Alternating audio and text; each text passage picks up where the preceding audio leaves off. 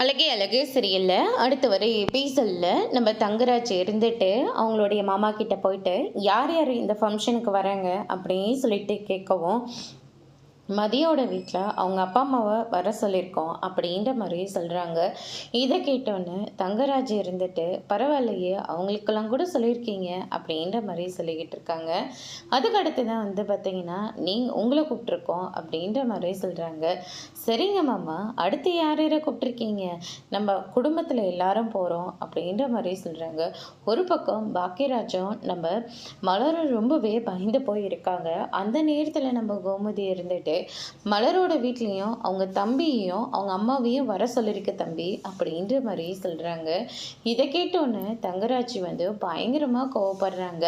மாமா, இவங்க என்ன சொல்கிறாங்க அப்படின்னு சொல்லிட்டு கேட்கவும், அம்மா மாப்பிள்ள அவங்களையும் வர சொல்லியிருக்கு அப்படின்ற மாதிரி சொல்லிடுறாங்க.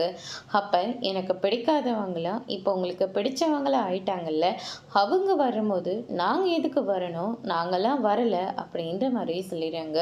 உடனே நம்ம கோமதி இருந்துட்டு, என்ன தம்பி இப்படியெல்லாம் பேசுகிறீங்க, உங்கள் குடும்ப விஷயத்தில் தலையிடக்கூடாது தான், ஆனால் மலரும் இந்த வீட்டோட மருமக தானே, அவளும் அவங்க அம்மாவையும் அவங்க தம்பியும் வர சொல்லணும்னு அவளும் ஆசைப்படுவாள்ல அப்படின்ற மாதிரி சொல்லிட்டு இருக்காங்க.